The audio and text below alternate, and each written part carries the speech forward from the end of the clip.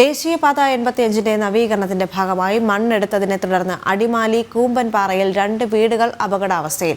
പാതയ്ക്ക് വീതി കൂട്ടുന്നതിനായി മണ്ണ് നീക്കം ചെയ്തതിന് പിന്നാലെ കനത്ത മഴ പെയ്തതോടെ വീടുകളുടെ മുറ്റം ഇടിഞ്ഞു താണു.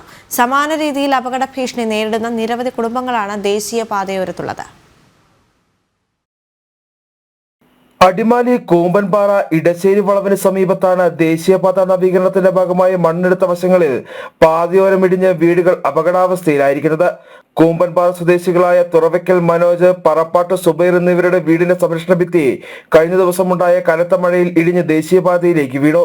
ചെങ്കുത്തായി മണ്ണ് നീക്കം ചെയ്തതാണ് അപകടത്തിന് കാരണമെന്നാണ് പ്രദേശവാസികൾ പറയുന്നത്. ദേശീയപാത വികസനത്തിന് വേണ്ടി നമ്മുടെ സംരക്ഷണ ഭിത്തിയുടെ സൈഡൊക്കെ എടുത്തു കഴിഞ്ഞപ്പോൾ മഴ വന്നു കഴിഞ്ഞപ്പോൾ നമ്മുടെ സംരക്ഷണ ഭിത്തിയെല്ലാം ഇടിഞ്ഞു പോവും. വീടും എല്ലാം അപകടാവസ്ഥയിലാണ് നിൽക്കുന്നത്. പ്രായമായ ആളുകളും കുട്ടികളുമുള്ള വീടുകളാണ് ഇത് രണ്ടും ഉള്ളത്. നമുക്ക് വീടിന് തന്നെ ഭീഷണിയായിട്ടാണ് ഇപ്പോൾ നിലവിൽ കട്ടിങ് ഇടിഞ്ഞ് നമുക്ക് അപകടാവസ്ഥയിലാണ് നമ്മുടെ വീട് നിൽക്കുന്നത്.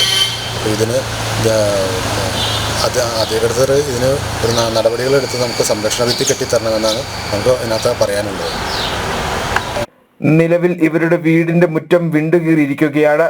ശക്തമായ മഴ തുടർന്നാൽ വീടുൾപ്പെടെ ദേശീയപാതയിലേക്ക് പതിക്കുമെന്ന ഭയത്തിലാണ് ഈ കുടുംബങ്ങൾ കഴിയുന്നത്. സമാനമായ രീതിയിൽ അപകട ഭീഷണി നേരിടുന്ന വേറെയും കുടുംബങ്ങൾ ദേശീയപാതയോരത്തുണ്ട്.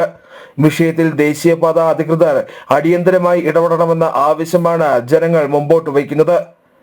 ജനം, ഇടുക്കി.